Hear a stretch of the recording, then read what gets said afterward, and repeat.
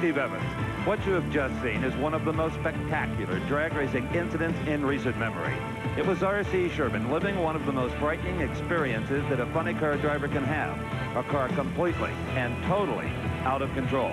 As always, the NHRA safety safari was on the scene immediately. The jaws of life had cut away the roll cage. The NHRA emergency team administered treatment to an alert but visibly shaken R.C. Sherman. Sherman was carefully moved to the waiting ambulance and on to the hospital for x-rays. Happily, aside from bruises and a sprained hand, he was all right. The same, though, could not be said for the race car. It was a total loss.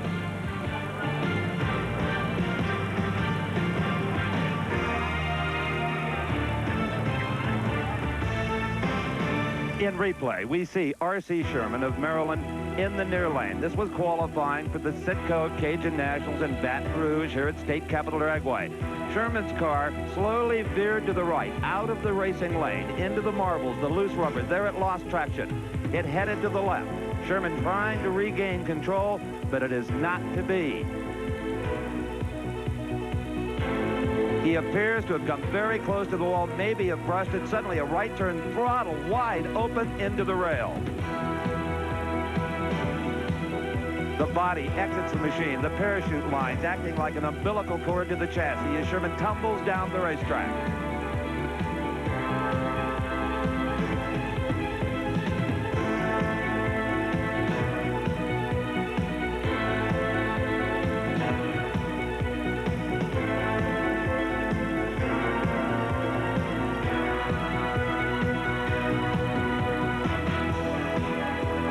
From yet another angle, R.C. Sherman on the right side of your screen. Losing traction, billowing tire smoke, trying to control the car right there. The body touches the guardrail. It shifts and holds the throttle wide open. Well, the car left the line and it felt like it was on a pretty good run, and then it went right a little bit, and then I remember it smoking the tires. And when it smoked the tires, it got a little crooked toward the left guardrail, and I lifted, and when I lifted, it was like I didn't lift. It might have come back to half throttle, or it might have stuck at full throttle. I can't really remember. I went into the left guardrail at a pretty shallow angle, and I was trying to steer it down the racetrack because I figured if I can just keep it in the racetrack, I can do something to get it stopped. But I couldn't keep the car out of the left guardrail. And then once it hit the left guardrail, then it was out of control. And I remembered, the last thing I remember was seeing the right guardrail coming.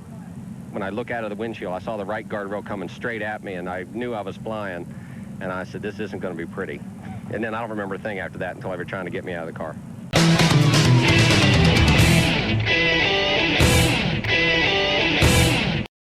Qualifying in Funny Car Eliminator at the 9th Annual NHRA Cajun Nationals Championships. In the far lane, John Collins from Long Beach, California. In the lane nearest the camera, Ed the Ace McCullik from Sanger, California. Neither driver is qualified. Both men are concentrating, thinking only of performance, not of the possibility of danger.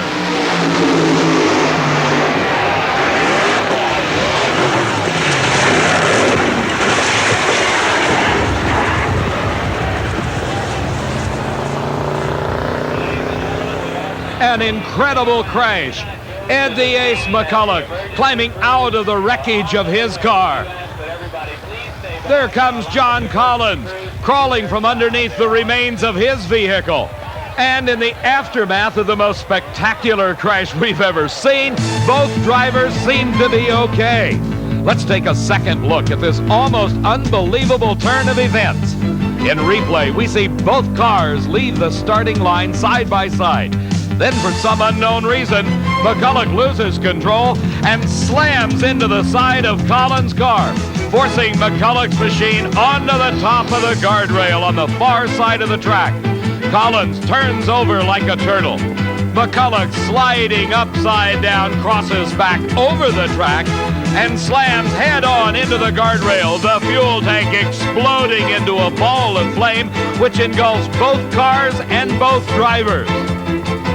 As the two cars grind to a halt, the intense heat from the wreckage and fire shimmers ominously as the fuel tank on Collins' car pours raw fuel into the scene of the accident, which miraculously fails to ignite.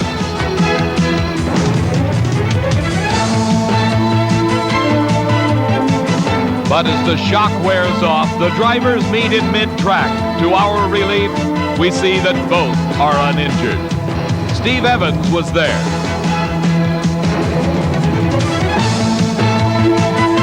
John, first of all, you're okay? I'm okay, Steve. Thank you. I appreciate it. That was quite some ride there. Both cars seemed to leave the line pretty good. My car was running on a really good run, and Ed pulled up alongside of me, and I looked out the side window. I could see him, and the next thing I seen is he drove right into the side of me. You didn't waste any time getting onto the car. It looked like you kind of fell on your head in there. Well, you know, I'll tell you, Steve, I skidded on my lid, I think, on the roof for I can't say how far it was, but I know it was a few hundred feet. And there was a little bit of fire underneath the car from my fuel tank, so I popped my belts and I just kind of wormed myself out of the car, but it wasn't fun. The force of the accident left both cars totally demolished. John Collins resting upside down. Ed McCulloch missing the entire body and the front end. Still has the driver's compartment and roll cage in good shape.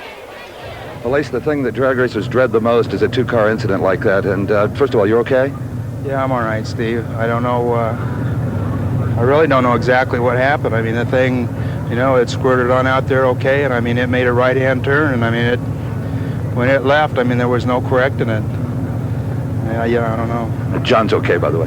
Yeah, first thing I did when I got out down here is I went and saw John, and you know, I'm glad he's not hurt. I'm glad I'm not hurt, but, you know, it's just something that, you know, you just really takes the wind out of your sails, you know. I'll bet it does. So Ed McCulloch is obviously okay, as is John Collins. John Collins and Ed the Ace McCulloch, two very fortunate race drivers.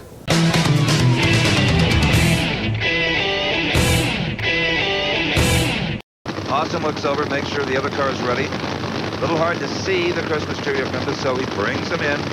Gives him the okay sign. Actually, you might have to rate Hoffman a little bit of a favorite here. He has lane choice, and that's a huge factor. Good race. Gorgeous race. What a race. Oh, and John Force is ablaze. The tires blow off. Force crosses the track, smashes into the wall. This is a horrible incident for John Force. Sliding down the racetrack, still right side up into the dirt. The car, I believe, yes, has flopped over onto its side as we look. Oh, John Force is out of that car, Brock. Yeah, he's crawling free. Looks a little dazed, but apparently he's not badly injured. What a crash. I'll tell you what, that's a tough man, but he took a real lick when that car whacked that wall at over 200 miles an hour. And there's the best thing that could have happened to him.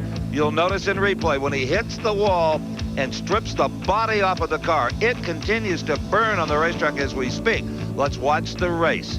We neglected to tell you who even won the race. Obviously, due to the problem with John Force, we will do that now. Force appeared to have the edge. The motor right there started to go away.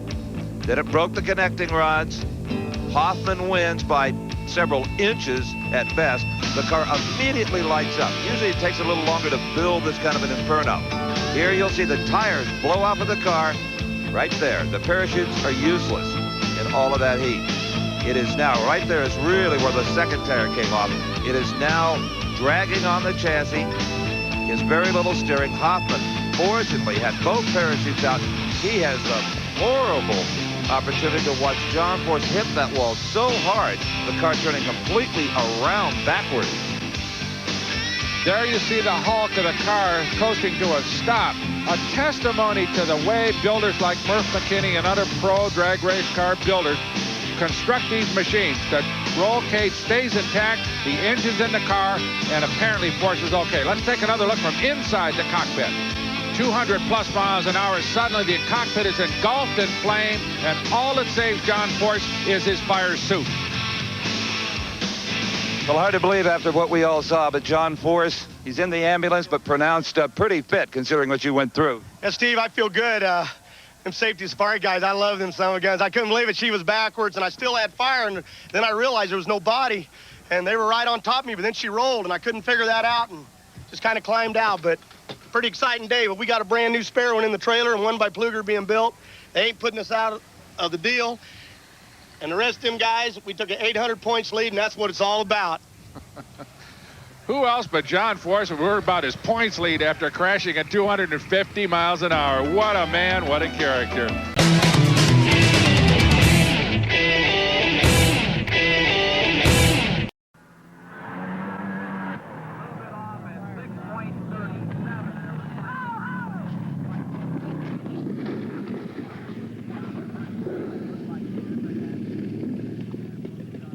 Mike Dunn and the ride of his life.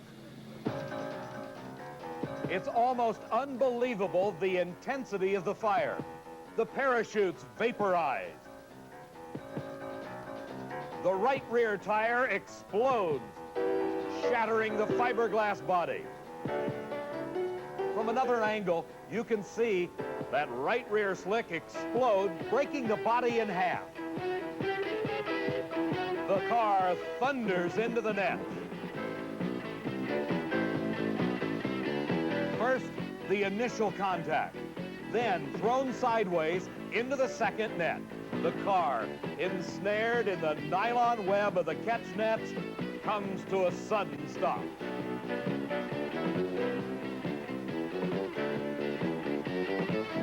And with the smoke rising from the burning tires, engine, and grass, Mike Dunn releases his safety harness, jumps from the roll cage, and hard as it is to believe, Mike Dunn was able to run to safety. Mike Dunn, you okay? Yeah, I'm fine. One of the worst accidents I've ever seen at this end of the racetrack. Wasn't that bad. You looked it from here. I think when you see the tape, you'll believe me. The net definitely prevented what could have been an awful bad situation for you. Oh, yeah, definitely. Throttle hung wide open, and I reached for the fuel shot, and then blew up and backfired and everything else. So Everything went wrong that could go wrong, really. yeah. I was pulling as hard as I could to get that throttle back, and something got hung up somewhere. I'll let you get up to your crew. They're concerned as we are. Mike Dunn, one cool driver under intense pressure.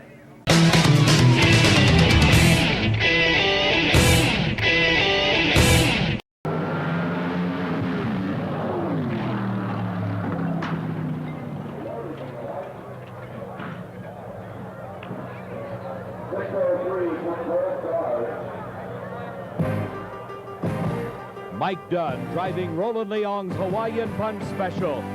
One of the most severe engine explosions ever in championship drag racing as he nears the finish line at Orange County International Raceway.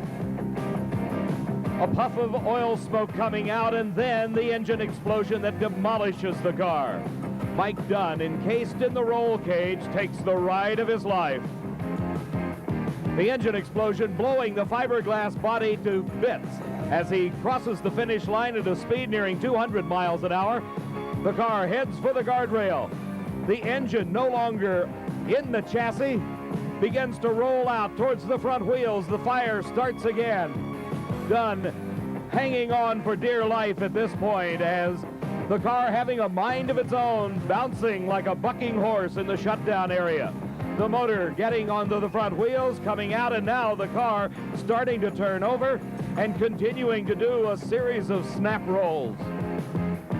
Mike Dunn holding onto the steering wheel, trying to keep his arms inside that roll cage as the car finally bounces to a halt. The engine is gone, the body is gone, but Mike Dunn right inside the roll cage where he belongs. The doctors checking him over, and the word is Mike Dunn is A-OK.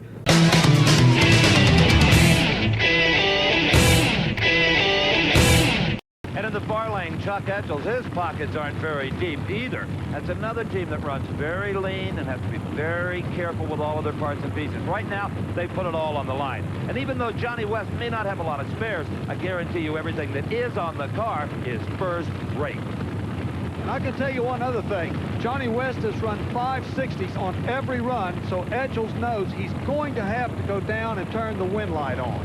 Either way, we'll see a first-time winner.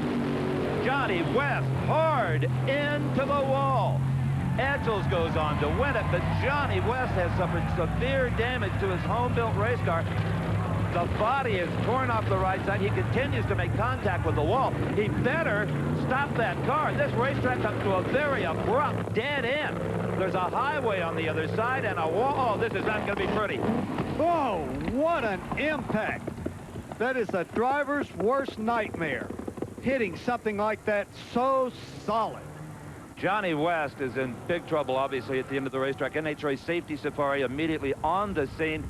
If you're going to have this kind of problem, you want to have it when these guys are around. A flash of fire backs them off, and they again go in to attend to Johnny West, who is still strapped into the cage of that car. Let's have another look. Near lane, Don Garlitz.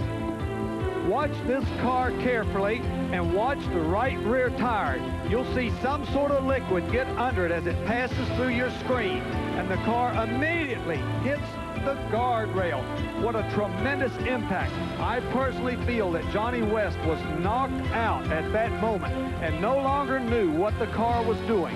The throttle was hung partially open, so as the fuel began to get to the engine, it got faster and faster. A driver's worst nightmare. Unconscious in a so-called runaway car, and then to hit a solid guardrail at the end. A terrible accident. And as if Johnny hadn't been through enough already, this was all climaxed by the car being vaulted into the air.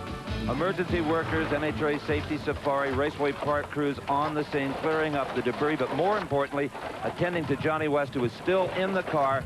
And the report is that he is conscious. He has regained consciousness and is talking to them. Boy, that's some awful sweet news after what we've seen.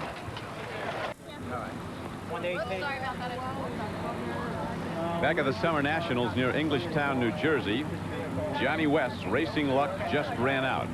Fortunately, he escaped without serious injury, which is hard to imagine as we take another look at this incredibly violent encounter with the retaining wall. Hard to believe that anyone could survive that. Steve Evans? Well, here is what remains of the body of the Johnny West funny car. The chassis has been impounded by the state of New Jersey. That's the law here. I'm with Dr. Joe Oliver, NHRA physician. What can you tell us, Dr. Oliver, about Johnny West? Johnny West, unconscious at the point of impact when we arrived at the scene, was still unconscious, regained consciousness during the process of removing him from the car. His blood pressure and vital signs are stable, and the prognosis is excellent. Thank you, Dr. Oliver.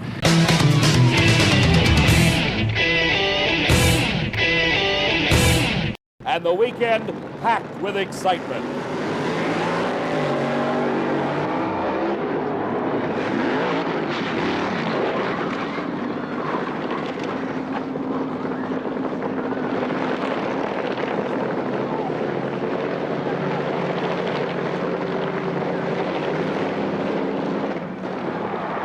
An incredibly fortunate driver, Tim Gross, hearing the cheers of the crowd as he walks away from the wreckage of one of the worst crashes in all of motorsports. A $40,000 funny car is a pile of junk. That's what happened to Tim Gross's Datsun 280Z bodied funny car as it slammed into both guardrails at National Trail Raceway during a qualifying attempt. The crew having to lift the remains of the chassis and engine. You notice the front wheels completely gone from the car. Tim Gross looking on, very fortunate to be able to even watch what's going on at this moment. Let's watch as Tim Gross, in slow motion, you see it here, losing control of the car, slams first into the guardrail. On the left side of the racetrack, the car almost turning over at that point, coming back down onto what remains of four wheels, heads directly across track and slams into the guardrail on the right-hand side. The body separates from the car, and now the slow, agonizing tumble with the driver inside the roll cage, down the guardrail again and again. Fire breaks out when the fuel tank explodes. Tim Gross, encased inside the car, is conscious. You can see him moving around. He starts reaching for the seatbelt release as crew members from the staging lanes begin their pursuit of this tumbling funny car, trying to offer some assistance. But is Tim Gross doing it himself as he reaches for the seatbelt release, gets the belts loose, gets his legs first out of the car. He then rolls out, hits the ground, and starts running. Well, Tim, amazingly enough, other than a ripped fire suit and a little spot on your finger, you look hale and hearty. I feel fine. A little bit sore, but a little disappointed more than anything, I would suppose. Well, I've seldom seen a driver. I've never seen a driver take that kind of a pounding in a funny car and come out as well as you have. Well, I don't know if that deserves an award or not, but I would say that I could see that I was definitely in trouble. The throttle was stuck. I attempted to lift up the throttle, and when it came around, I knew I was going to hit the guardrail, so I just tucked myself in as best as I could and tried to ride it out. When you saw the fire, obviously, to get out. All right, the immediate thought, yeah. I really had no idea it was really that bad. In fact, I didn't, to tell you the truth, I don't think I even felt the second impact. I was probably momentarily knocked out. Well, just that you're standing here talking to me says a lot about the rules and the car builders. Definitely for the safety, yeah, because really the whole back half of the car stayed completely intact. Those rear tires are definitely a cushion, added security there. So, you know, as it rolled over and it was on the rail, with the way the rules are set up, of course, I was completely covered.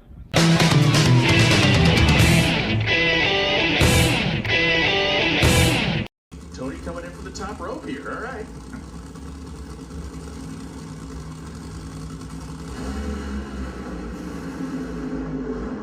Man, John's car swerved. Oh, and rather force explodes, went violently across the racetrack. An absolutely brutal disaster of a crash for John Force.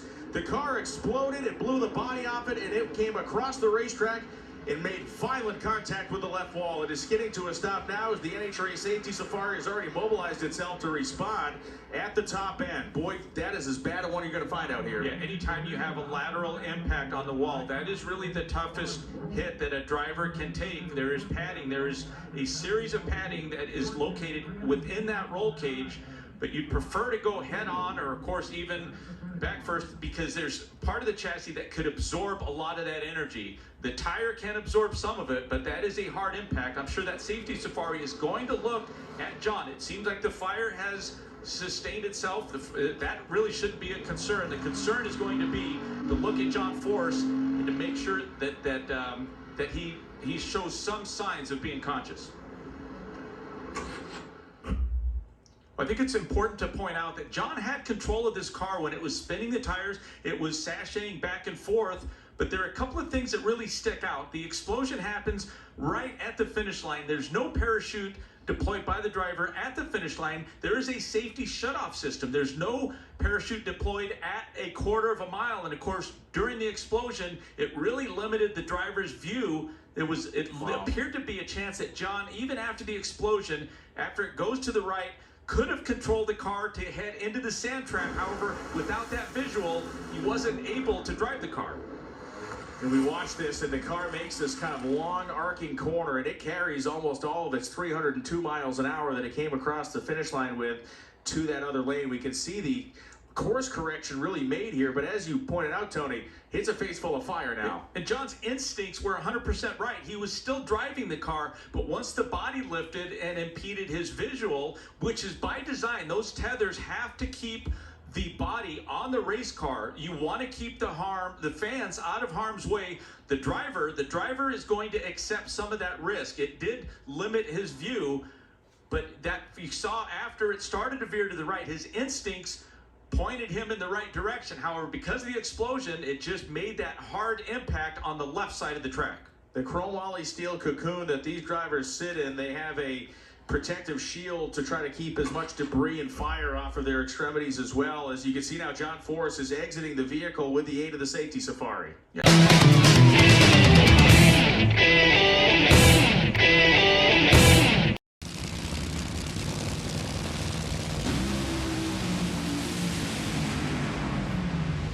Well, John was a little late, and John, big crash. John has a problem with his car. He comes across, he hits Bernstein. Both cars continue on. John's car is torn well up. Wow, that was just a big crash.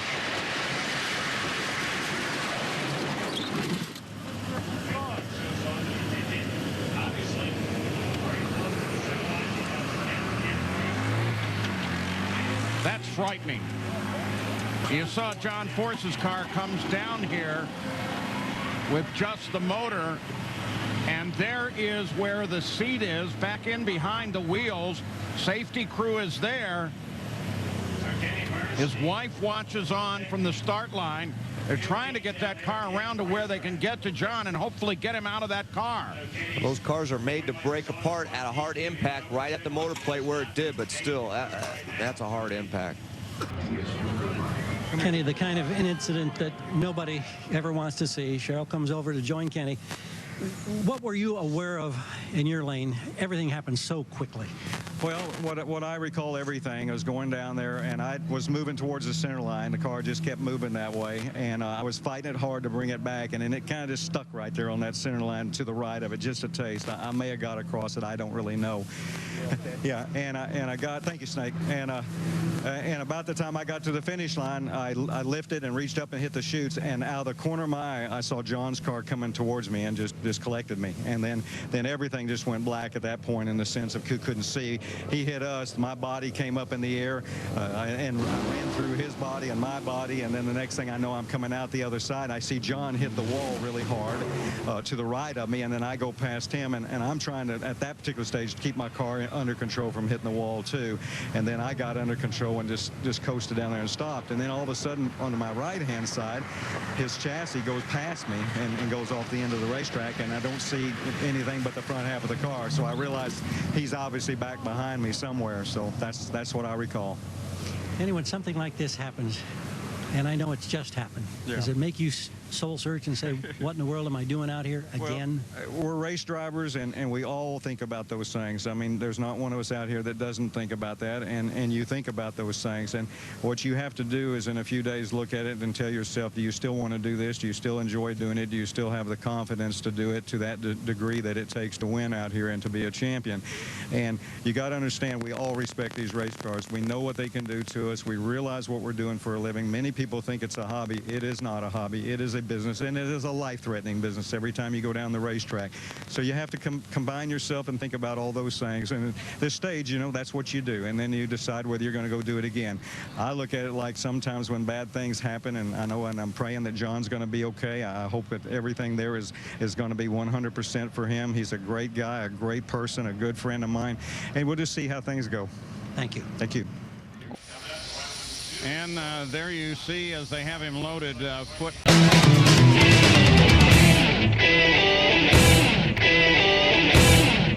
It was in qualifying that one of the most frightening incidents that I have witnessed in many a year occurred.